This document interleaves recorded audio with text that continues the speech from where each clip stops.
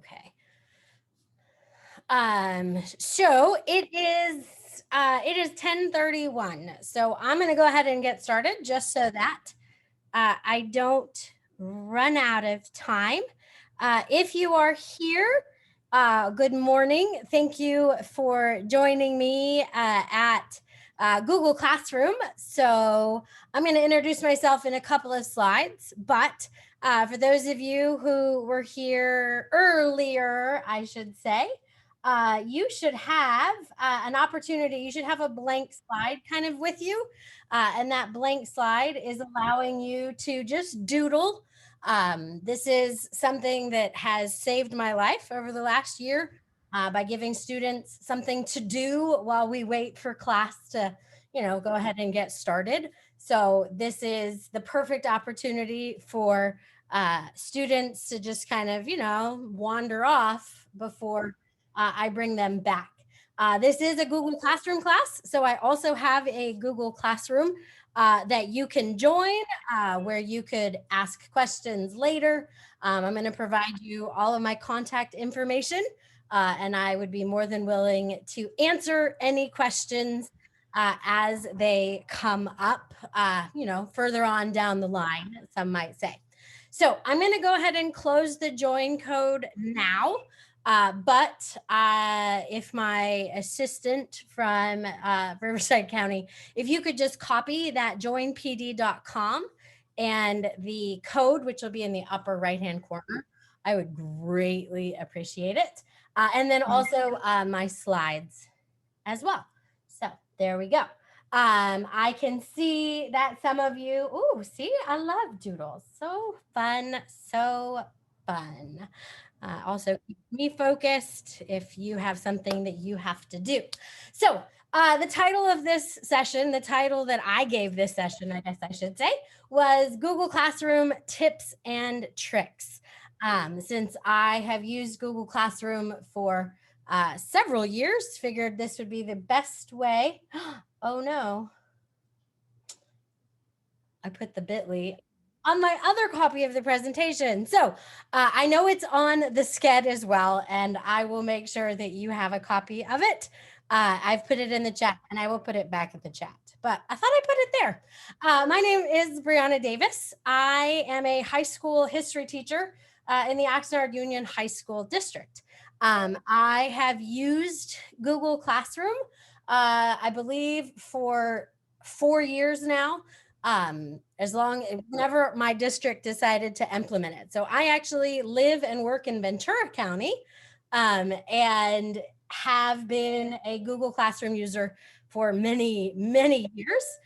There's my email address, and I am providing that to you so that you can email me after this presentation should questions arise. Twitter, there's my Twitter handle. I am on Twitter probably more than I'm on email, fortunately or unfortunately. I don't really know for sure sometimes, but feel free to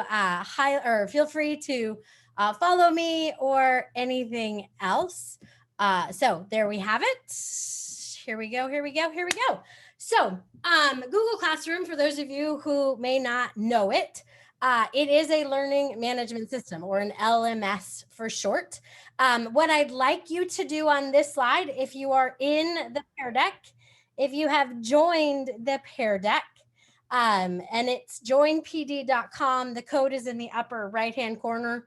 I just moved myself. I would like you to tell me what brings you here today. So if there's something in particular that you are just dying to know, I use Google Classroom because I find it much easier to manipulate, easier on my end. I love that I can customize my Google Classroom. I love that I can kind of make it my own. Google Classroom went through some big changes over the last year. Actually, like in May, they kind of rolled out some more changes, and that was actually kind of fun because I kind of got to play with it. I can now bold things, which was huge. You can sync Google Classroom with things like Pear Deck, and I use Pear Deck all the time for my daily instruction, both distance learning and face-to-face. And I can actually just sync this with my Google Classroom. So there's really no need for me to, like make sure they've all joined. I can actually force it into their Google Classroom. You can also attach your rosters from other things like Ed Puzzle, quizzes. I can import my Google Classroom roster, and it just makes my life so much easier. It'll be very easy for, and I use Google Classroom when we're face to face, when we were distance. I just love it. And okay, communication. So I'm checking out all of these. And okay, so we're gonna have some fun here.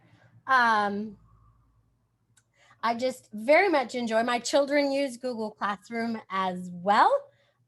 So that also makes life a little bit more fun. If you are not familiar with Pear Deck, you are actually in a Pear Deck right now. Pear Deck is it's a Google Slides. It also partnered with GoGuardian.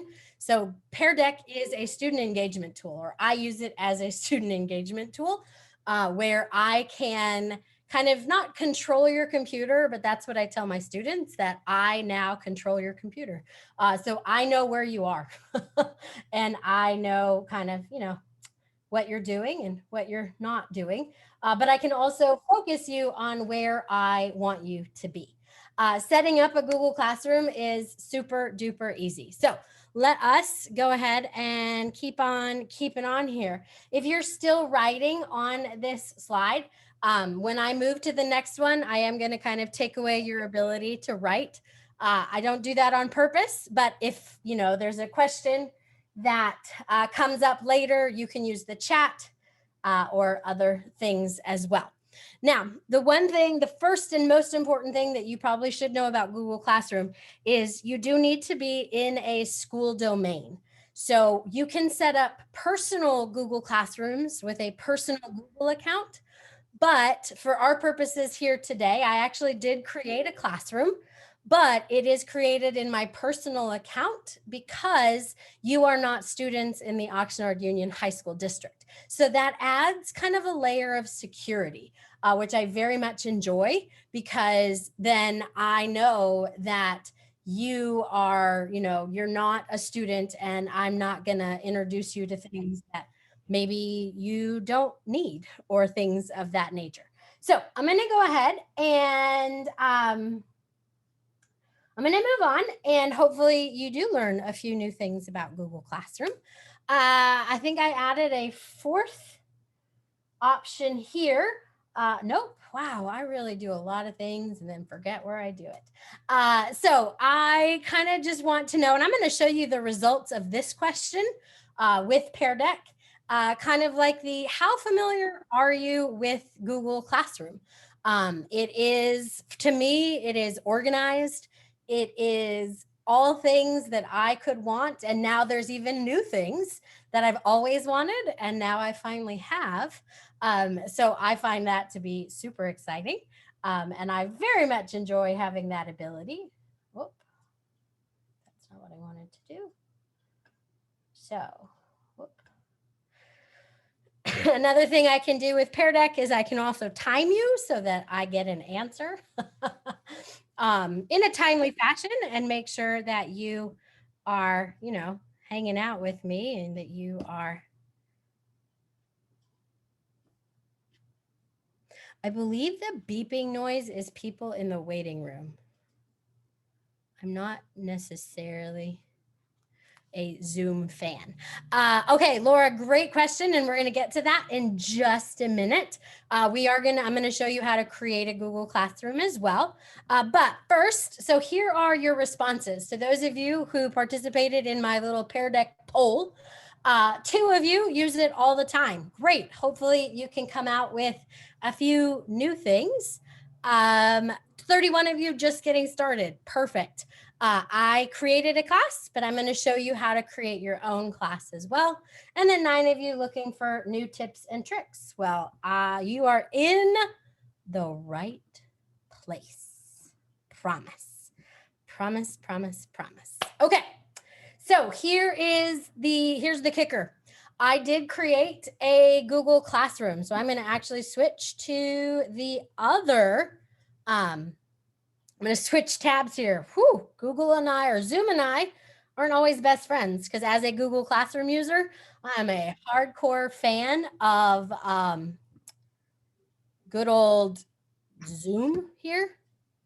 But I'm going to come back to this class, or this slide. If you have a personal Google account, you're going to want to use the, you're going to want to sign into your personal Google account. And, or if you're already logged into your personal and not your school account, you can click on the link on the slide, and it's going to allow you to join my class. And so this is a class that I created for the purpose of showing you Google Classroom. Now, if you've never done this before and you want to actually create a class right now live with me, what you're going to do is this is my personal Google account. I know it's my personal account because it's my other Bitmoji and it says person 2. And you're going to go to classroom.google.com. Classroom.google.com. And you can go to the waffle from your Google account, and Classroom will set up there too. So there's multiple ways to do that. Go to classroom.google.com. And then if I wanted to create a brand new class, so let me see if there's anybody. See, I have all of you who have registered for my class. Thank you so much. You are in.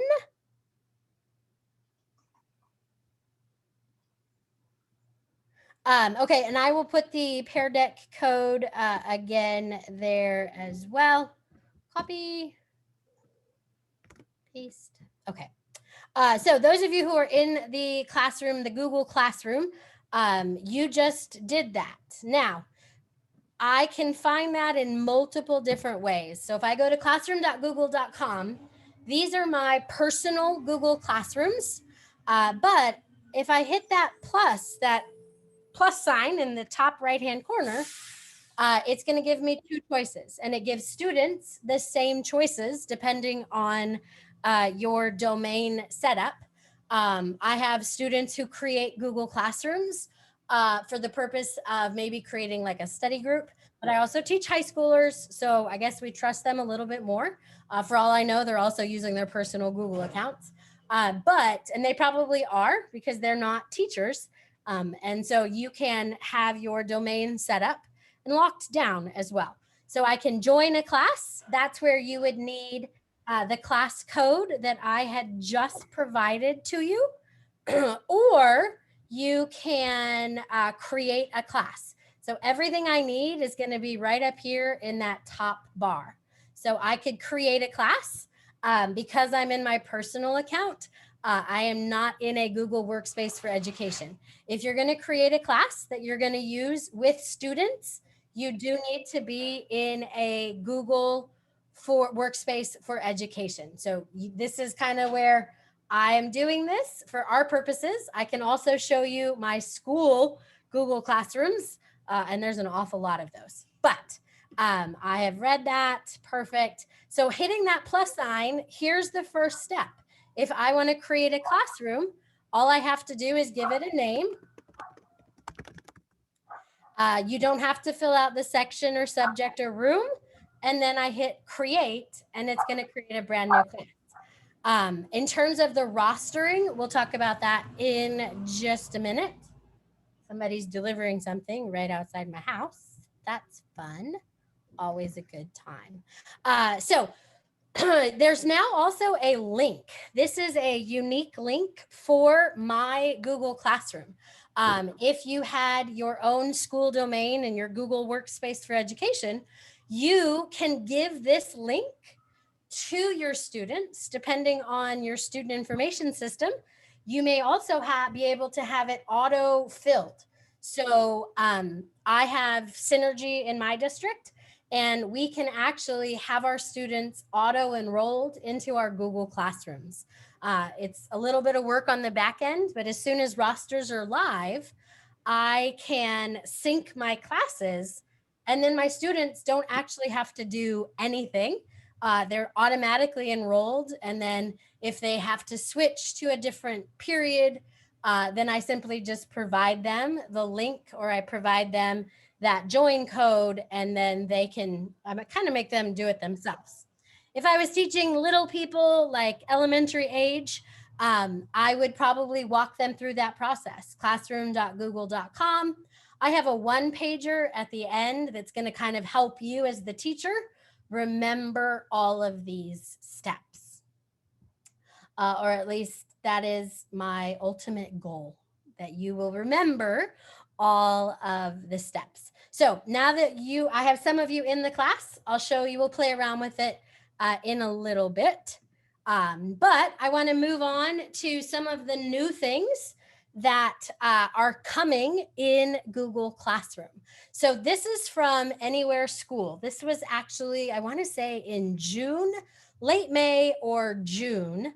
And these are all of the things that Google Classroom now has that it didn't have last year while we were all, distance learning and things like that.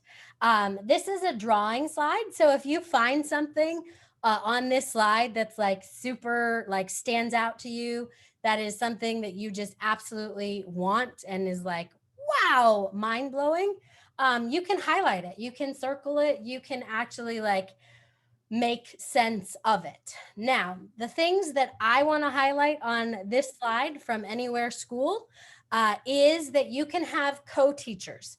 I've used that in the past. I've had a student teacher, I've had para educators or instructional aides who I can add as co-teachers. I have had a departmental Google Classroom where we can share resources.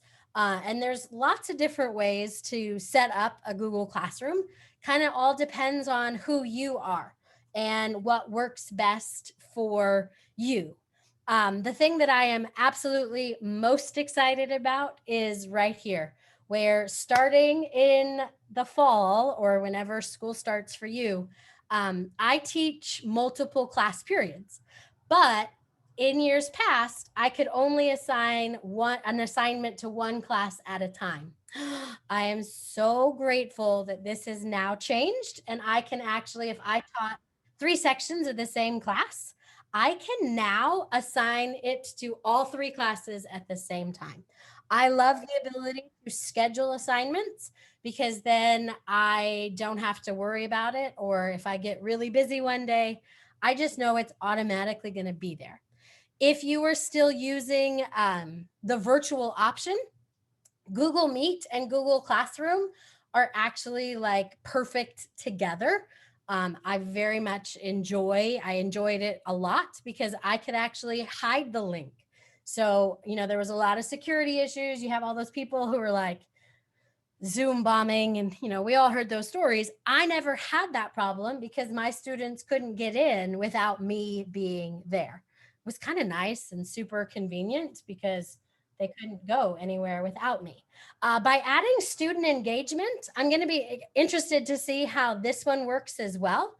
This is one of those things that Google, maybe compared to its competitors, didn't necessarily have. There was no way to gauge whether or not your students were actually working. Well, that has all changed, and I am so glad it does.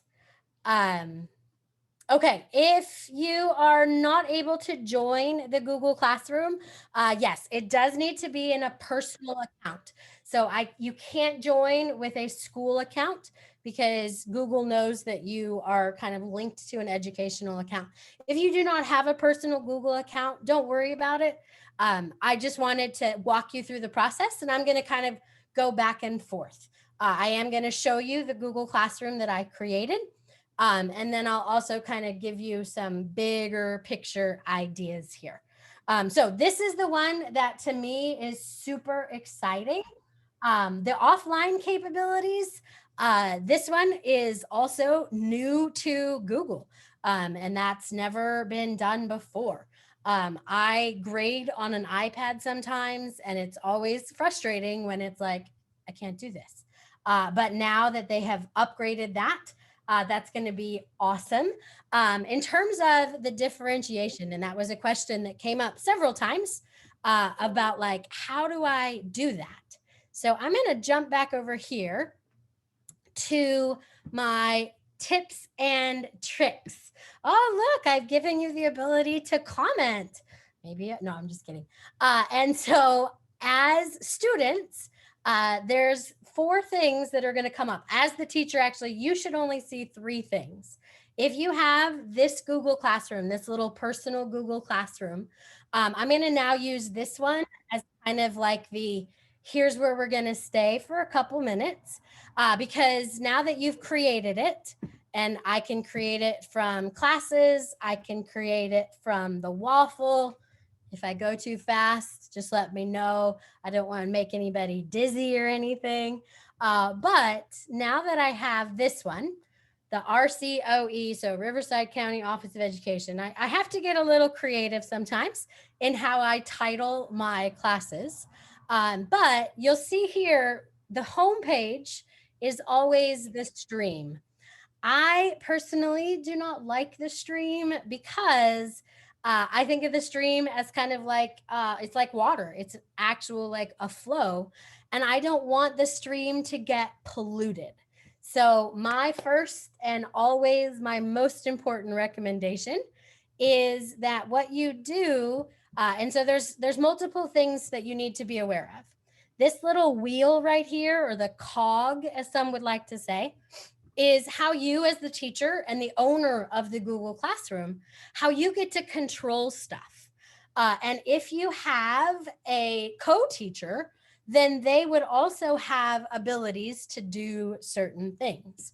So if I go into my class settings, which was right over there in the top left-hand corner, you don't have that because you're not the teacher. But the first thing that I always recommend people do, well, now this is a personal choice for the stream. Notice I can give you as a student the ability to post. Some of you have done that. I think that's awesome. Depends on the student level as to whether or not I want them to do that. It can kind of get crazy depending on the age group. I can give students commenting only abilities. But right here, where the next one, classwork on the stream, it is my recommendation, and that's just my recommendation, that you hide all notifications. Otherwise, every time you post an assignment, it will post to the stream, and students are going to get so overwhelmed and so lost that they are just going to give up. So if you hide all notifications, and I have that on another slide, don't worry, then your students are going to actually like focus.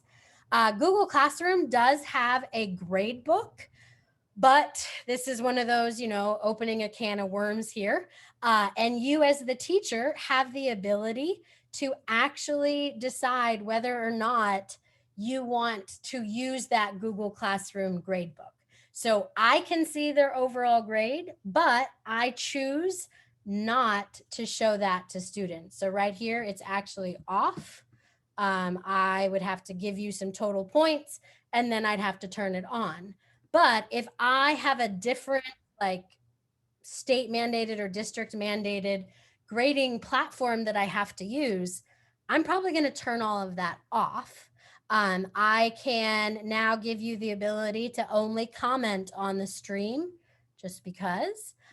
If we were live in class, I can make that Google Classroom join code super large, display it on a projector, write it down, print it out. I can do a lot of different things. The invite link, this is the unique code. This one came out actually just in the fall of last year. It was kind of one of those mind-blowing, like super exciting things, which made life super easy. I've made changes to the settings. So the next thing I have to do is I have to make sure that I have saved those. Now, if you tried as a student to go ahead and log or write something in the stream, I took away your ability, but you can comment on other people's. I only did that for my own personal benefit. Sorry. But the first thing that will always pop up when your students log in is the stream. I direct them, and so this is where there's, a little bit of a learning curve. Yes. I tell my students, I don't care what the stream says. I use the stream for important announcements, like if something happened or there was an emergency, then I would post that in the stream. But their work is never going to be in the stream. It's always going to be over here in Classwork. Now, the question came up from some of you about the ability to maybe differentiate or to have, let's say you had, multiple students in a class. Google Classroom allows you to actually assign things to only particular people. And that is nice because then you can have everybody in one place. But as a student, I only see what the teacher has actually posted for me to see. So if I'm not supposed to see it, I'm not going to see it. We'll go back to the Classwork tab in just a minute. And then we have the People tab. And this is where I'm going to see all of you who have officially joined my classroom. And as such, you are showing up as students. If I check that box, I can email all of you. So it'll be a mass email where you're all BCC'd. And then I can say what I need to say. If we were in my educational domain, and I can switch to that in just a second, you'll also see the option of having guardian emails. And the best part about that is I can also do the same thing and email parents.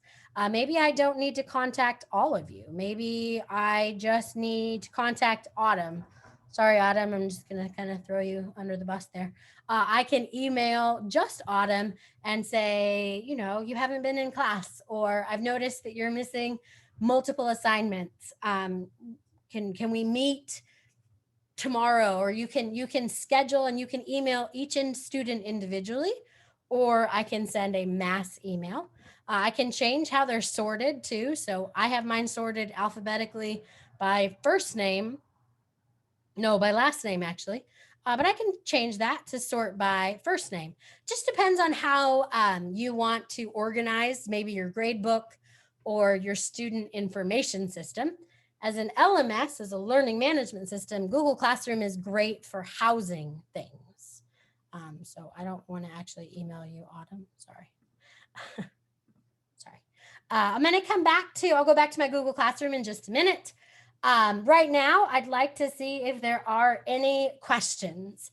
And we're going to go through how to create an assignment. We're going to do some of those basics, how to do those. But if there's any questions that you have right now, because I'm going to be honest, I'm not checking the slide. I wish there was a way to have that Classwork page come up first. And let me tell you, we have asked Google that many, many, many times. Maybe it's coming, maybe it's not. I really don't know.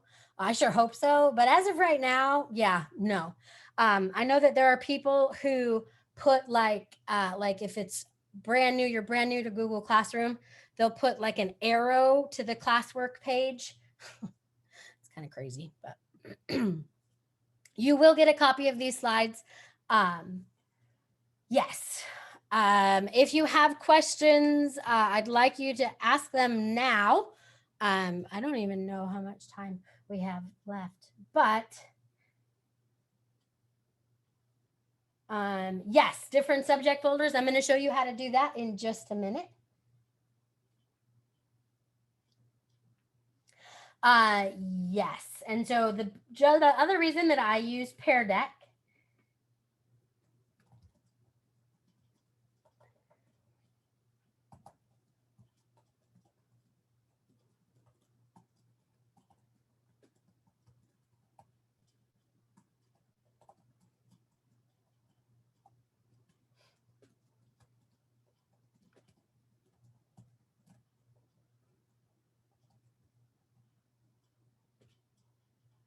Okay, so some of you have asked a very like direct question, and I want to make sure that you that I actually can address your question in Pear Deck as well. So I'm kind of trying to like interact with you in lots and lots of different places. Okay, so now I'm gonna actually move to the next slide. And I am seeing add quizzes, grade things. Absolutely. Okay, so I'm going to move to the next slide right now. And these are my top 6. So if I had to like classify my 6 favorite things about Google Classroom, this would be it right here.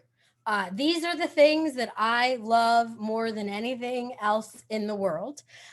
Tip number 1, I actually already showed you how to do.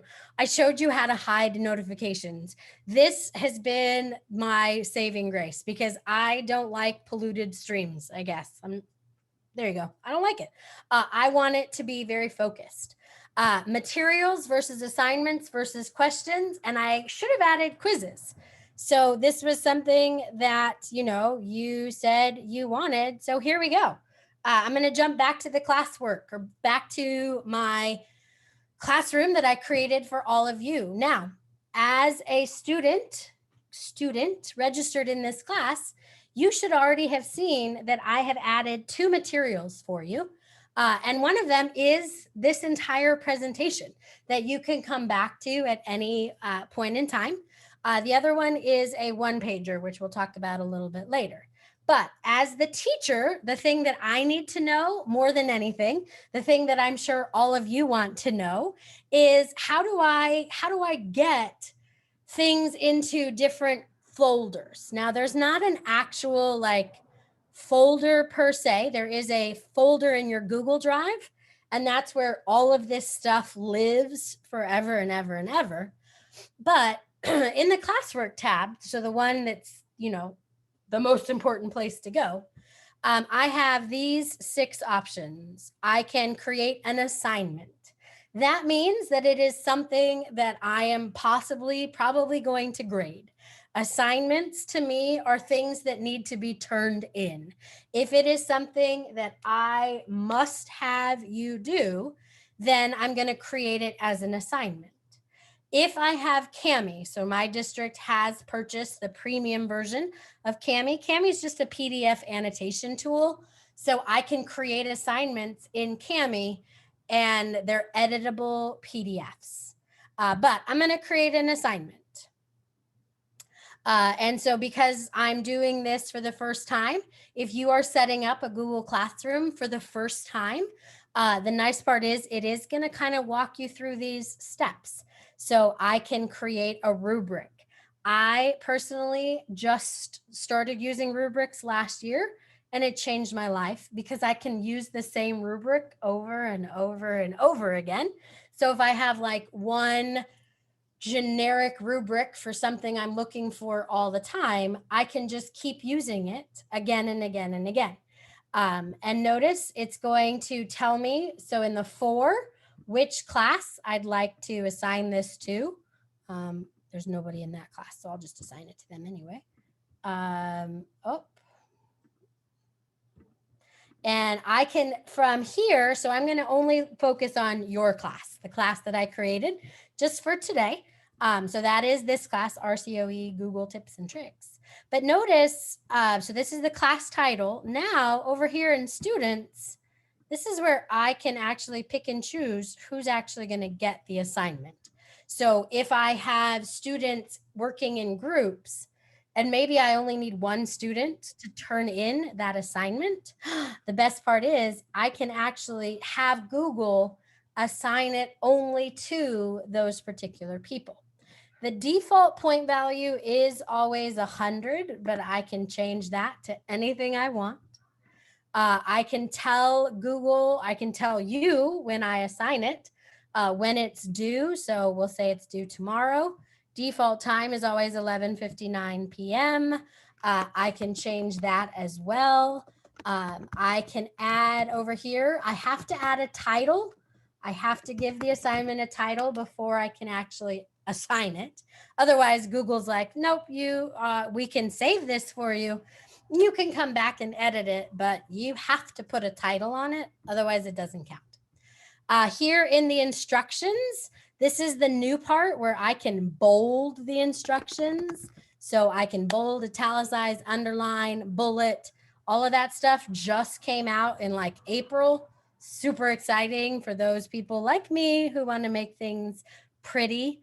I can use emojis in my instructions, and I can get very personal. I can make this broad. I can pretty much use these instructions in just about any way that I want. And so I'm going to say, write a paragraph, whatever the assignment may be. Maybe I actually have something else. And I can add an assignment. I can add directions.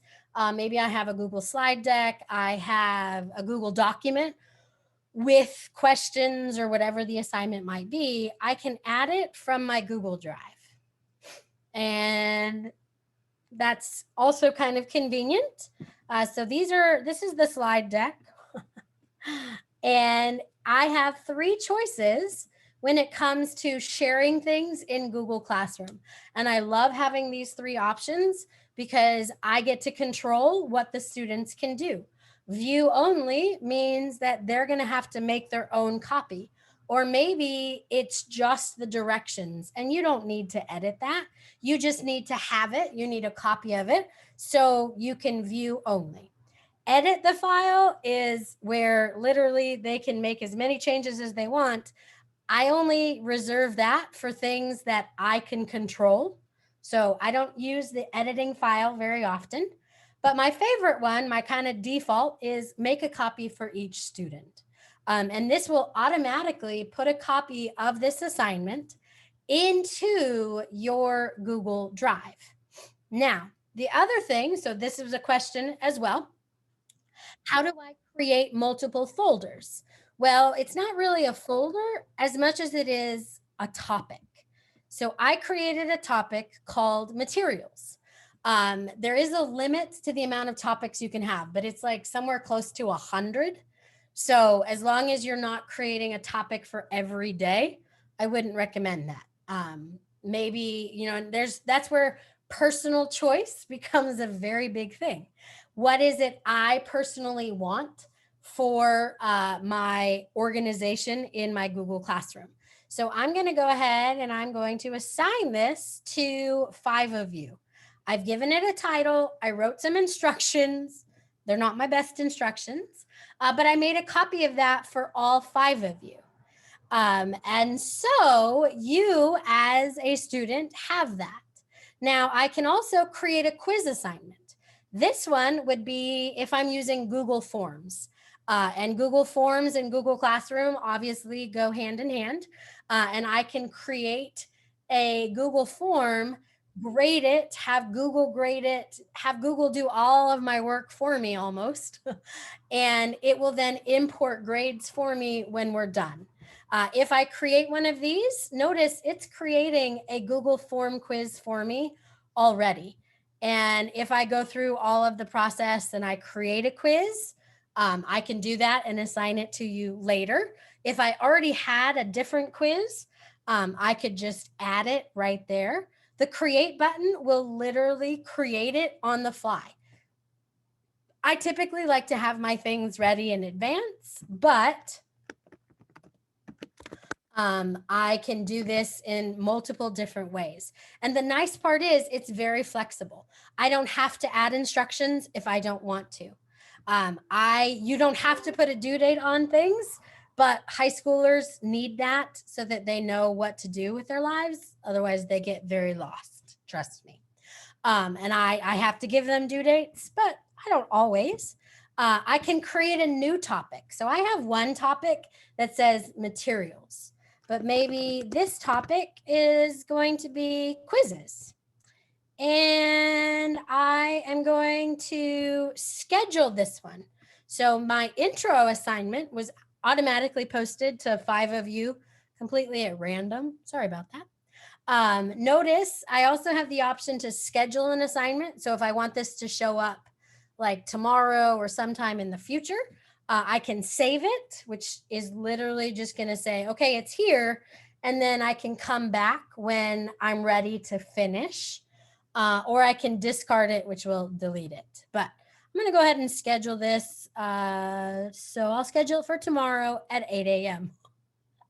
So those of you who are in this class, you're going to have a quiz pop up tomorrow. Don't worry. I'll delete it when we're done. I don't want you to get, I don't want you to have test anxiety that I've given you a quiz. But notice from the create menu, let's say I have all of my topics. Maybe I'm going to go weekly topics. Sometimes I've done it this way, to do today. And that topic is, I can leave that one at the top. I can always move my topics around, but that one is probably the one I want to be on top. I can create a topic that says, like week of August 25th. I don't know, whenever school starts.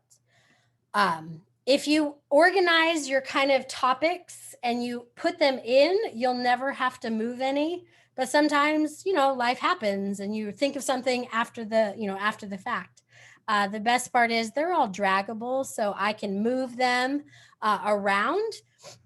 You won't see any of these topics until I've actually assigned something to you. The other option here is to create a question. I used to use this as like an attendance thing. Like, I can ask you this question right now. What is your favorite color? You can ask multiple choice questions. You can ask short answer questions. I'm going to leave that as a short answer question. I'm going to give this a due date of today.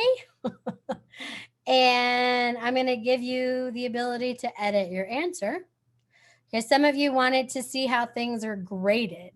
So in order to do that, I'm going to actually ask you this question right now. So there you go. I just assigned each of you, I kind of made everybody do this one. I actually assigned you a question. So it's going to show up on you'll get a notification possibly that says you have an assignment. You'll click on that question and you'll see view question. And I can see that none of you have answered it yet. Once you answer the question, so if you're in our Google Classroom, the Google Classroom that I created, you can go to that question, answer it, and then you're going to see a button that's going to say submit. There we go. Perfect. See? Now I know that 25 of you have turned it in. Always good to know who's, doing things. Notice this is going to be worth 100 points. Not my intent, but, I can change that actually. So maybe I want to make it worth 10 points. Maybe I mistakenly said, and I've done this once, I accidentally made an assignment worth 1,000 points and my students kind of freaked out. They were like, wait, what? And that was just a, clerical error. It's very easy to change. But there was a question of how do I grade assignments?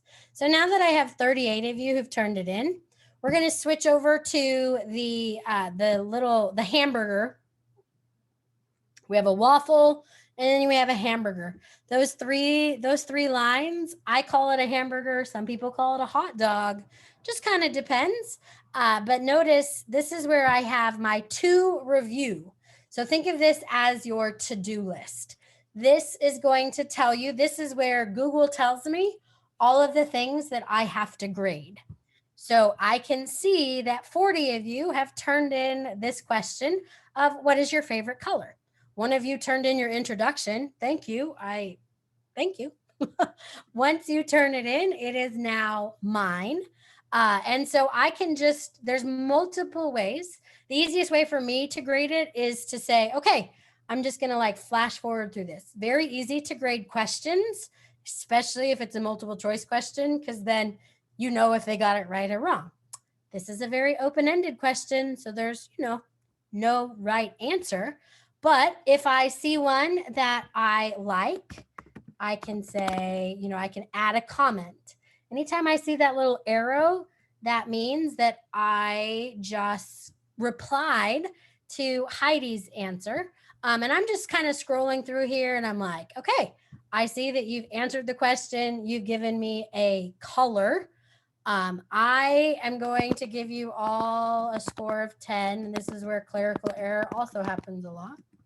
So the first 6 of you, I have scored yours. I am going to return it. Nah, I'll just return it to you guys. I gave you a grade. Super easy. And now I can return it. It's going to give me the option right here to add a comment. Great participation. And what I have just done is I have returned work to those particular people. And now I still have everybody else's to go through and grade. But again, depending on the question, depending on whether I'm grading everything or not, I can come back here to review and it'll tell me that 37 of you have turned it in. I have not returned it to you. I have not graded it and returned it.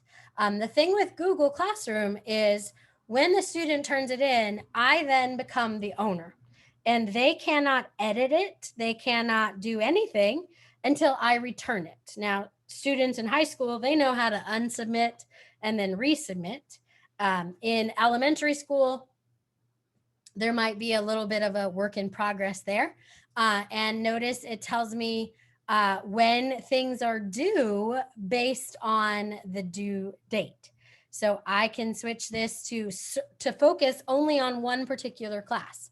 I teach 4 classes a day, and I will typically grade one class at a time. So the nice part is I can always search and I can kind of go back and forth and I can say, okay, this is the class I want to grade today. I don't want to grade the other class today. I can also grade this through the assignment itself. So there's, usually like 3 different ways to do it. And I can come here and I can click on turned in. Kind of depends on personal preference on how you actually want to do that.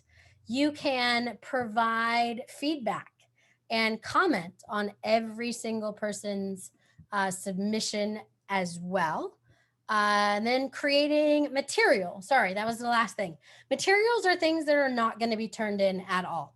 Materials would just be like maybe your syllabus, things that you want students to have, but they are never, ever, ever going to turn it in. So these are like your references, things that they can refer to. Typically, I will have a topic that is strictly for materials. And so if it's something that I just need you to come back to, I throw it in materials. You can't edit it.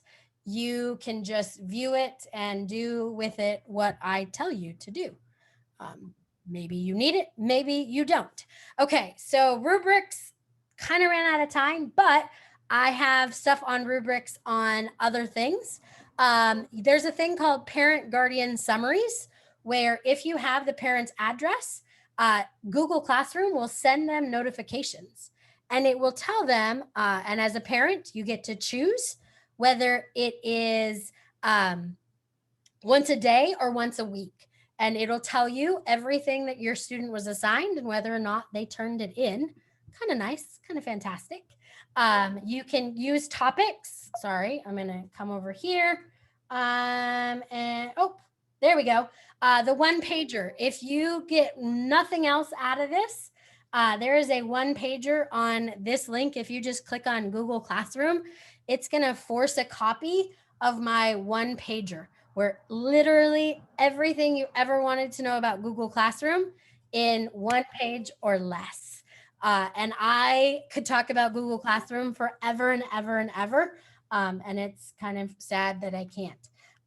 So let me find the link to my presentation. And so this Google Classroom one pager is in the presentation. It's going to force you to make a copy. It's actually automatically going to force a copy. So you will have it in your Google Drive forever and ever and ever, like without a doubt. When I end this Pear Deck session, you know you're not going to get takeaways. Sorry. Because you're not on Google, but oh no. Okay, so Araceli, I did put a PDF copy of this in the SCED as well. And it should be a live PDF with the links and everything should work. I did add the Google Classroom one pager as well to the SCED. So everything is in multiple places, trying to make it as easy as possible for you to find it. And I'm sure we're probably going to get kicked out of here, huh? But hopefully you have my email address. You can reach out to me on Twitter as well, and I can answer any and all questions.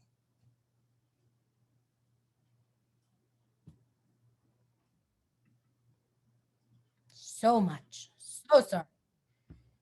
I always run out of time. I can put the one pager in the chat if you're still here, because now that I'm not sharing, I can actually organize my Google Drive.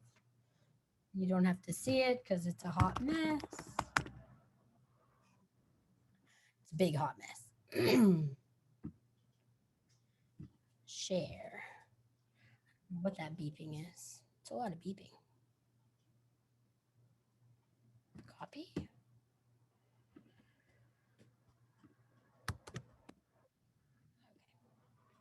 Sorry, I don't have, if you want the one pager, there it is in the chat. I don't have a bit.ly for it. That's the one thing I was missing, but I will add it to the SCED as well. Promise. Thank you, moderator, too. I appreciate you. I don't know where you are. I appreciate it. And I'll send up a follow-up email with the information from your session. Okay, thank you. Thank you. I'm doing Pear Deck tomorrow with social studies. And then that's it.